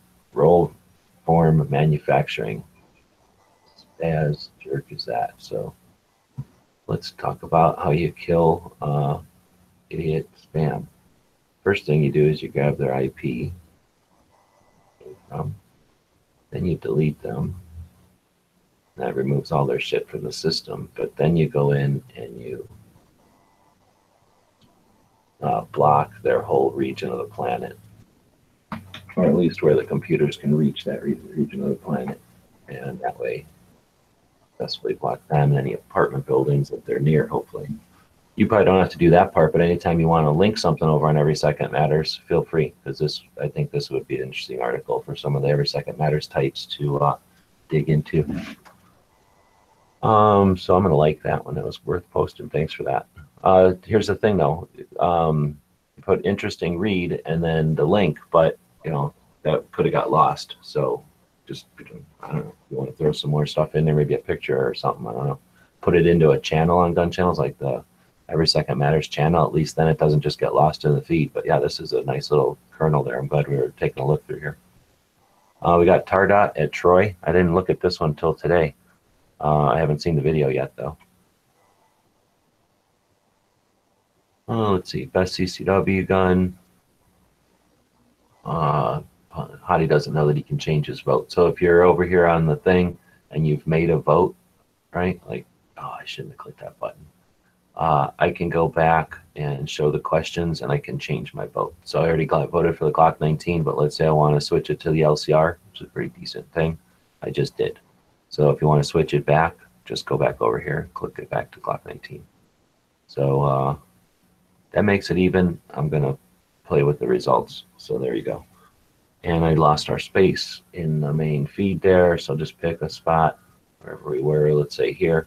Clover did some show with Modern Anti-Federalists last night. Ghost and him were in there. And I didn't know that this guy was even doing shows. And then I was surprised to see that in his show description over on YouTube, got a link to his Gun Channels channel. So we set him up, and now he's got well, he didn't have it here because he didn't know about it, but now he's got a channel over here. So I'm not sure if he's going to be every Tuesday night, but if you want, check him out. It was a pretty decent show. Good stuff and new people to listen to, new voices, new opinions. So if you're interested, check it out. Last night they were talking about gun control vet. I don't know what that means.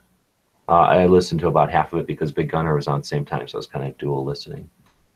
Looks like somebody posted a picture of a tround. Oh no, that's a knife. Tround. Then we got the Daily Gun Show last night. That guy's doing something crazy. Guess they were live for a bit last night. I was in that chat. Actually, it got into a crazy chat a little bit last night. Travis posted this Tactical Tailor hydration thing. Good company. And now we're back to today. Or we're back to right now. Go ahead. Just thinking I'm going to bail out of here because I'm getting kicked about every 30 seconds. Yeah, I was just about to say that last time, or that first time you got kicked out, I had suggested if anybody wanted to jump in to let us know, but I haven't seen anybody ask for that. And Knives is already running. So yeah, we try to jump on every morning to talk about the news and keep up with Early Watch Nation. So anybody that's interested in being part of that, there's a description of the kind of way that you can be part of it over on earlywatchnation.com, right? earlywatchnation.com. And Yes. basically, if you'd like to participate, check out what states are already in the mix, and if you're in a state that isn't, there's an explanation there on how to get hooked up. And if you're in a state that's already claimed or whatever, then I'm sure you can get connected with that person and collaborate and help them out. And the idea is that the accumulation of effort, right? Everybody's out there doing their thing for the locality. They accumulate the information and put it in one place, and then we help disseminate it on a consistent basis so that we create channels to move information from the ground up, so to speak, from the sources to a channel, as opposed to disseminating information from an agenda-based single source, just raining it down in a one-way direction, so that it literally just gets disseminated and you can do little except talk about the topic of the day. And that's a horrible paradigm to be in. It's great for subjects. It works great for a tyrant or a tyrannical state, I guess, to disseminate information to its subjects. But for true individual free individuals, then it just doesn't make any sense. Occasionally, for something like an imminent catastrophe or danger, sure, it could be useful, but it's certainly nothing we need to maintain or foster. We do it through traditions and custom, and it's pointless. We're hurting ourselves with it. So really do applaud the Early Watch Nation efforts. That's why I'm sitting here running the show every morning when I can remember to wake up. But I'm going to do that on a more consistent basis, and that's why I'm happy to do it. I'm sure that's why Tony's putting in his time every morning as well. I just want to point out that, guys, you got to realize that gun news, either good or bad, that's local or regional to you, does not get to us normally unless you send it to us. Only the major bad shit gets on TV, and they'll try to gloss over any good thing that happens if they can, So, yeah, if you're in a state that doesn't have a early watch member, please join, because we need all the states covered so I can get, or we can get, needed information, good or bad. I would love to have a day of just good news. Well, that's every day is a day of good news. Seriously, we have a country of 350 million people. There's kids out there that are doing awesome things. There's heroes out there that are accomplishing awesome things. And again, when we depend on a single or a very few people to decide what's worthy of sending it out to the rest of us, even if they had the best of intentions, they usually use some kind of criteria like, what's the most interesting, or what's going to be appreciated the most? What numbers are going to indicate that this is widely appreciated? Well, screw all that. We have enough tech, we have enough brains and ears and eyes and tubes out there that we can put out any amount of information. And if that's what people choose to tune into, yeah, there's tons of good information. And I suspect there's way more than there's bad info or bad news. Really. And that exactly makes my point. I mean, we're not hearing about it. So it seems like there isn't much. And that's the whole thing that I'm trying to get people to do, is send me the information.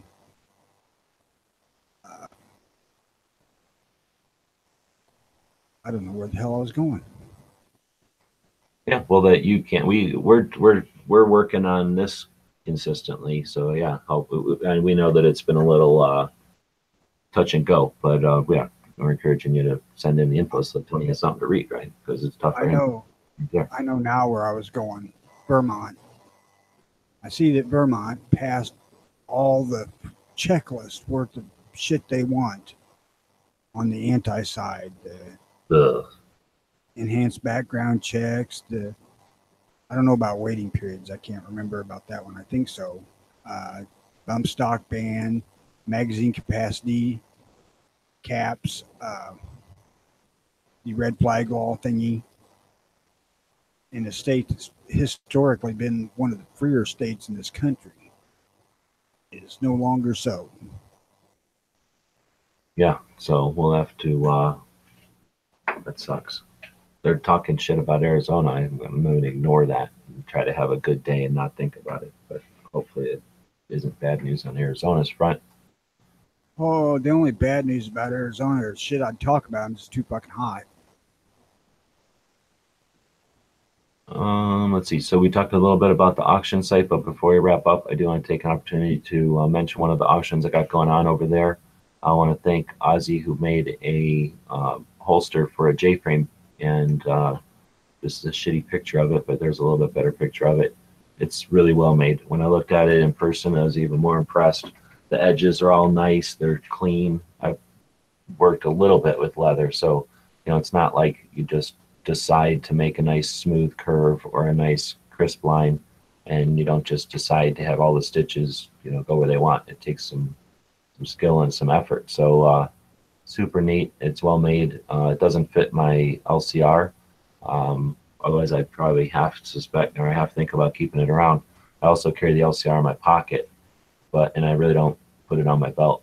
But for somebody that's looking for a J-frame concealed carry for like a barbecue type of situation, because you can show off the G, or if you just plain open carry and you just want a cool one, it's nice. The G is on there, super cool. Like I don't know if you did it with a machine or if you did it by hand, but I suspect you did it by hand. It's just really nice. So I've got it up on auction. All the proceeds go to keeping gun channels going. I've got it as I had it as a buy it now of $50 because I don't know how to price something that's one of a kind and handmade, right? So I put it up as $50. I don't remember if there's a reserve on it or not, but right now there's just one bid at $10. So if you're interested in a holster, check that out. Every day we'll feature something on this show, and on the Daily Gun Show we'll dig in and look at whatever is new for the day. And again, encourage anybody to do that as well. That Ozzy, that's Mike Ozzy Osbourne, or whatever the hell it is. I need to see if he'll make me a holster for an in-frame shoulder holster like on Dirty Harry. I need one of them that's just the one side. I think he said that was his first, but he didn't say anything about it being his last. So maybe there's something done there. Get with him on email because he does email me stuff quite a bit.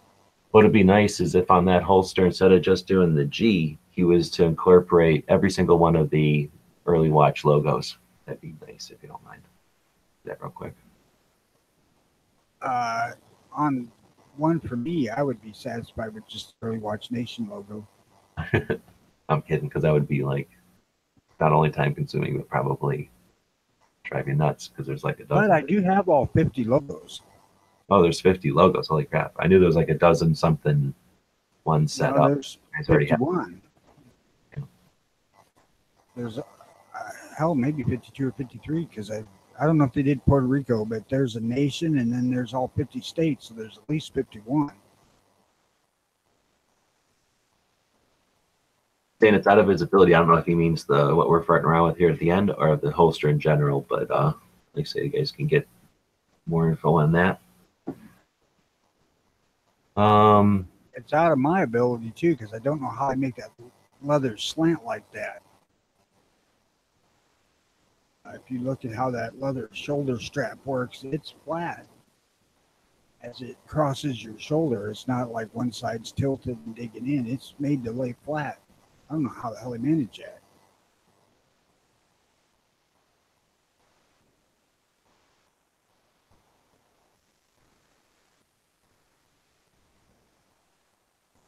All right. Well, I'm just looking to see if there's anything else going on. It looks like everything's kind of calmed down a bit as far as the comments. We do appreciate everybody who jumps in and is part of the conversation. That's what it's all about. And we'll be back. Today's Wednesday. We'll be back tomorrow, same time, maybe even a little bit earlier. And hopefully that works with everybody time-wise. And I'll let Tony wrap it up. Yeah, people, please, if you want to be heard, get on here with us in the mornings. We'd be happy to let you come into the show and talk and put in your 2 cents. That's part of what we want to do here. Hear from everybody. With that, I'll say good day, everybody.